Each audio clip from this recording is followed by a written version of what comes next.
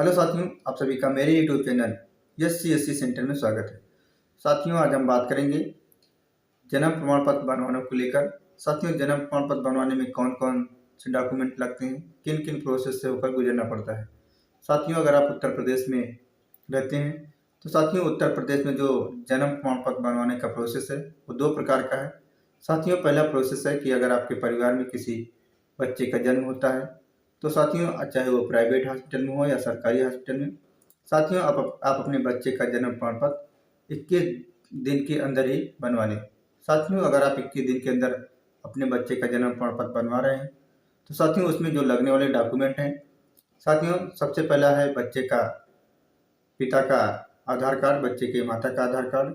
उसके बाद साथियों जो आपका डिस्चार्ज पेपर रहेगा हॉस्पिटल का, साथियों उसके बाद टीकाकरण की फोटोकॉपी। साथियों इतना लेकर आपको अपने ब्लॉक में जाना है।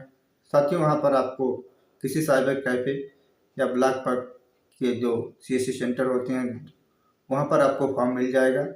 वहाँ पर आप जन्म प्रमाण पत्र का फॉर्म लेकर उसको सही तरीके से फिल करेंगे, सही जानकारी फिल करेंगे। उसके बाद साथियों जानकारी फिल करने के बाद आपको ब्लॉक में जाना है। साथियों जो अधिकारी होते हैं जिन्हें सेक्रेटरी कहा जाता है, साथियों उनके पास जाकर आपको मोहर दस्तखत कराकर अपने ही ब्लॉक में उसको जमा कर देना है। कंप्यूटर ऑपरेटर जो होते हैं साथियों पता कर लेना है कि जो जन्म प्रमाण पत्र बनाते हैं कौन से कंप्यूटर ऑपरेटर हैं। साथियों वहाँ पर जाकर वहाँ फॉर्म को दे देना है। साथियों वहाँ से आपको कुछ चार्ज लिया जाएगा। साथियों उसके बाद आपको 1 हफ्ते के भीतर आपका जन्म प्रमाण पत्र जारी कर दे दिया जाएगा। साथियों अगर आप 21 दिन के भीतर नहीं बनाते हैं या डिले करते हैं, साथियों आप महीने 2 महीने 4 महीने 6 महीने या साल 2 साल 2 4 5 साल 10 साल बाद बनवाते हैं तो साथियों आपको एक लंबा प्रोसेस से होकर गुजरना पड़ेगा। साथियों उसमें ये प्रोसेस है कि सबसे पहले आपको, अगर आपने जन्म प्रमाण पत्र नहीं बनवाया है तो अगर आप बनवाना चाहते हैं तो साथियों आपको सबसे पहले अपने ज़िले के तहसील या कलेक्ट्रेट में जाना होगा। साथियों वहाँ पर आपको किसी वकील के माध्यम से या आप स्वयं जानकार हैं तो स्वयं ही सारा प्रोसेस कर सकते हैं। साथियों वहाँ पर जाना है।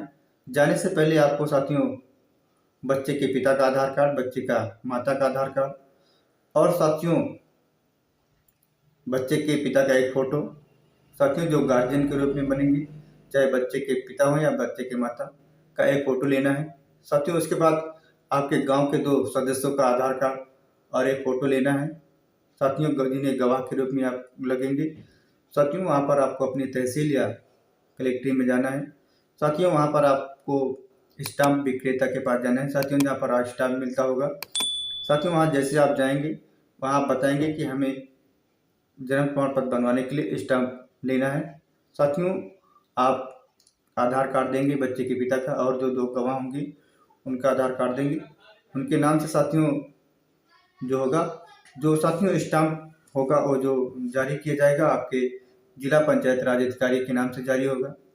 साथियों उसको स्टाम्प को निकलवा कर आपको किसी वकील के पास चले जाना है जो नोटरी वाला कार्य करते हैं। साथियों वहाँ पर आपको कंप्यूटर टाइपिस्ट के बाद पूरा ब्यौरा देना है कि किस कारण हम नहीं बनवा पाए, क्या सारी जानकारी आप देंगे।